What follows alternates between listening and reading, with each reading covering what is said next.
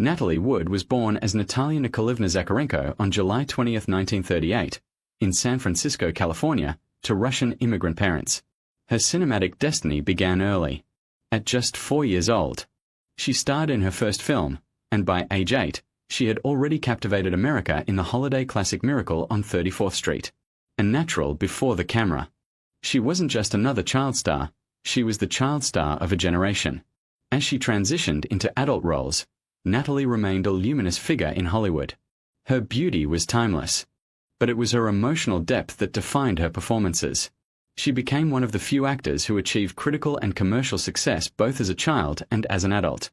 Some of her most iconic roles include Rebel Without a Cause, 1955, opposite James Dean, where she portrayed a misunderstood teen filled with longing and sadness. That performance earned her an Academy Award nomination at only 17. Later, in West Side Story, 1961, she embodied Maria, the sweet yet defiant heroine caught in a doomed love story, sealing her place as a face of romantic tragedy. By her early 40s, Natalie Wood had starred in over 50 films, received 3 Academy Award nominations, and had become one of the most cherished actresses in American film history. But all of that, the accolades, the glamour, the golden reputation, would one day be overshadowed by the cold, inexplicable darkness. Natalie Wood's career was not just prolific, it was iconic. From her earliest days on screen, she held the rare ability to evoke raw emotion with a single glance, a subtle pause, or a trembling line delivery. As a child star, she was precocious yet believable. As an adult, she was powerful yet vulnerable. She wasn't simply playing roles, she was living them. Her breakout adult performance came in 1955's Rebel Without a Cause, where she played Judy, a teenager struggling with neglect and identity, acting alongside James Dean. Natalie held her own with such power and fragility that the film became a generational landmark. It earned her a Best Supporting Actress nomination, launching her into a new tier of stardom. She continued her momentum with a string of acclaimed performances. In Splendor in the Grass, 1961, she portrayed a young woman descending into emotional turmoil, a performance so intense it earned her another Academy Award nomination. That same year, she starred in West Side Story, one of the most beloved musicals in history. Although her singing voice was dubbed, her portrayal of Maria, full of innocence and tragic optimism, became one of her most defining roles. In Love with the Proper Stranger, 1963. She tackled themes of independence and unexpected pregnancy, again earning Oscar recognition. By the mid-1960s, Natalie was one of the highest-paid actresses in Hollywood. She was also among the few stars who transitioned from teen idol to serious leading lady without ever falling out of public favor. She worked with top directors, co-starred with legendary actors like Warren Beatty and Steve McQueen, and proved repeatedly that she was not just a beauty, but a serious, emotional force on screen. Behind the camera, she was equally respected. Natalie was known for her work ethic, her professionalism, and her compassion. She selected complex roles that often dealt with internal conflict, longing, and trauma, many of which mirrored elements of her own life. But even as her career soared, Natalie remained cautious of fame.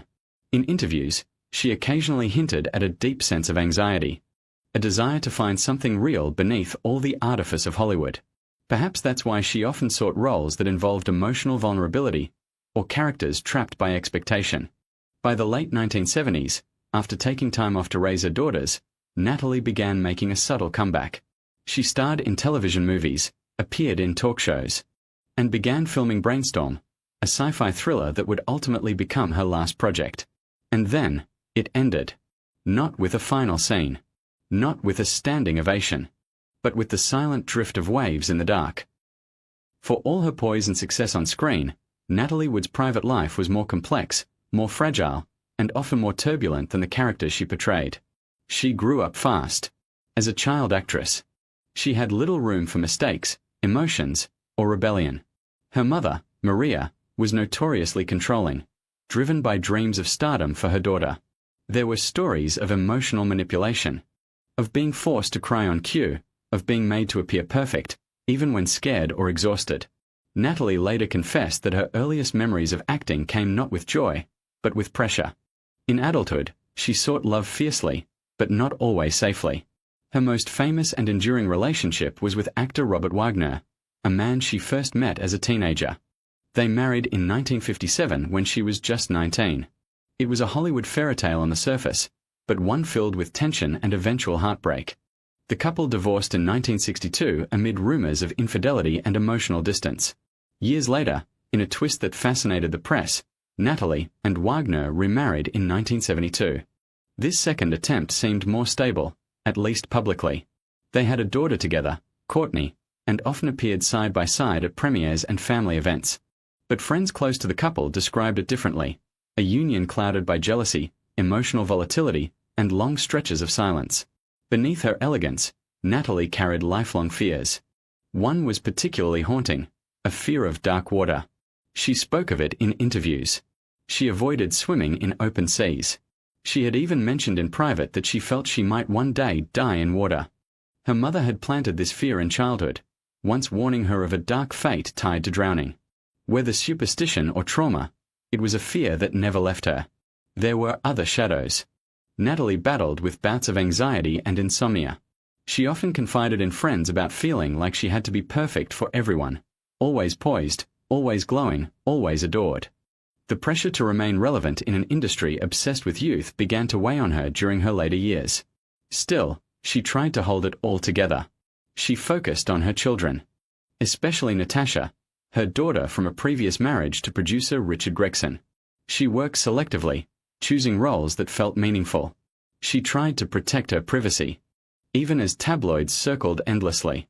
Yet for all her efforts, something always seemed to linger behind her eyes, a flicker of sadness, a quiet kind of loneliness. Natalie Wood. The woman who lit up the silver screen with vitality was also a woman haunted by a sense of fragility, as if she knew that her time in the spotlight could be taken away at any moment. And on one fateful night in 1981, it was. It was November 28, 1981, a Saturday night off the coast of Catalina Island, California. Natalie Wood, then 43 years old, was spending the weekend aboard the yacht Splendor with her husband Robert Wagner, her co-star Christopher Walken, and the ship's captain, Dennis Davin. They had been drinking, heavily. Conversations shifted from friendly to tense. According to Davin, Wagner became visibly jealous during a dinner discussion about Natalie's career, particularly her close working relationship with Walken during the filming of Brainstorm. Witnesses later reported loud arguments on board. In the early hours of November 29th, Natalie disappeared. Her body was found hours later, floating face down in the Pacific, about a mile from the boat. She was still wearing a nightgown, socks, and a down jacket. The yacht's dinghy, normally tethered to the vessel, was found beached nearby. The official report concluded she had attempted to board the dinghy, possibly to leave after an argument, and had slipped, hitting her head and falling into the water. The original ruling was accidental drowning.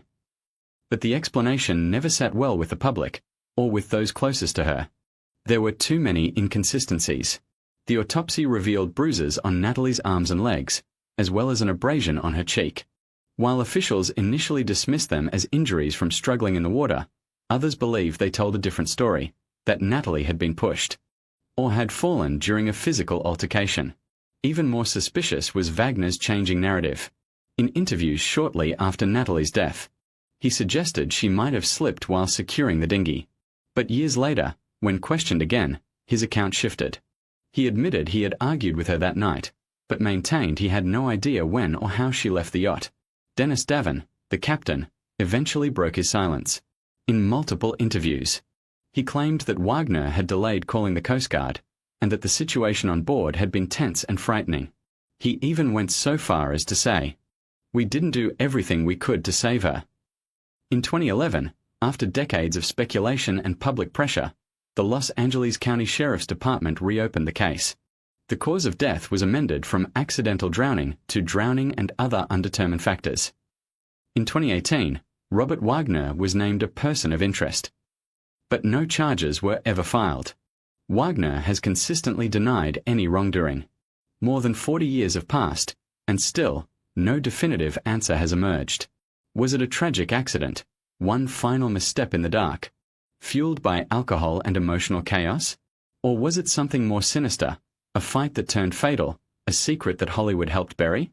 Natalie had feared water her entire life. And yet, somehow, she died in it, under circumstances that seem pulled from a gothic mystery. The ocean that night was calm. The stars were out. And a woman who once played radiant heroines on screen disappeared into the silence of the sea, unheard, unseen, unanswered. Even as questions about her death continue to stir debate, one truth remains unshakable. Natalie Wood left behind a legacy that continues to shimmer, decades after her final film. After her final breath. She was more than just a movie star. She was a cultural icon, a symbol of beauty, talent, and emotional authenticity. Her performances remain etched into the collective memory of American cinema. From the fragile intensity of Splendor in the Grass to the wide-eyed romanticism of West Side Story, Natalie gave voice to the complicated inner lives of women long before it was common to do so. To her peers, she was beloved for her intelligence, wit, and warmth. Directors admired her discipline. Co-stars remembered her generosity. She wasn't just a professional, she was an artist, always seeking truth in her characters, even when that truth was painful. In the decades following her death, Natalie's daughters, Natasha Gregson Wagner and Courtney Wagner, have spoken openly about their mother, not only to preserve her memory but to reclaim it from a shadow of suspicion and scandal. In 2020, Natasha co-produced the documentary Natalie Wood, What Remains Behind, a deeply personal project that reintroduced the world to the woman behind the tragedy. The film didn't just mourn her loss, it celebrated her life, her humor, her ambition, her fierce love for her children. Natalie's influence extends far beyond the silver screen. She paved the way for actresses seeking serious, multidimensional roles. She proved that a child star could mature into a respected adult actress. And she reminded audiences, through every trembling scene, that vulnerability can be a kind of strength. Yet there is something haunting about her legacy. Not because of the mystery that surrounds her death, but because of the emotional clarity of her life. She seemed to know, perhaps more than most, that the world is fragile. That happiness is not always promised. That beauty, fame, and talent cannot always keep you safe. Still, her name remains a kind of elegy in Hollywood, a reminder of a time when stars were made of more than marketing. A time when performances came from the gut, the soul, the real. And when the camera captured not just a face, but a feeling. Natalie Wood died under circumstances we may never fully understand. But the way she lived, with passion, with grace, with luminous intensity, that we will never forget. Natalie Wood's life was a paradox, bathed in light, but shadowed by silence. She was adored by millions, yet died alone in the stillness of the ocean. She rose from child stardom into critical acclaim. Yet her final chapter remains unwritten, obscured by unanswered questions and conflicting accounts. But perhaps that's what makes her story linger so deeply in the heart. She wasn't just the girl in Miracle on 34th Street or the tragic heroine in West Side Story. She was a woman who dared to live visibly in a world that demanded perfection and punished vulnerability. She fought for her space, for her family, and for the right to be seen as more than a pretty face in the frame. And while the world may debate how she left us, what truly matters is what she left behind. Natalie Wood's performances continue to light up screens around the world. Her voice still trembles with truth in every line she ever delivered. Her eyes, those expressive, searching eyes, still tell stories more powerful than words. In the end, Natalie wasn't just lost to the sea. She became a part of it. And like the ocean, she remains vast, mysterious, unforgettable. Because some stars don't fade. They drift into the horizon and shine from there forever.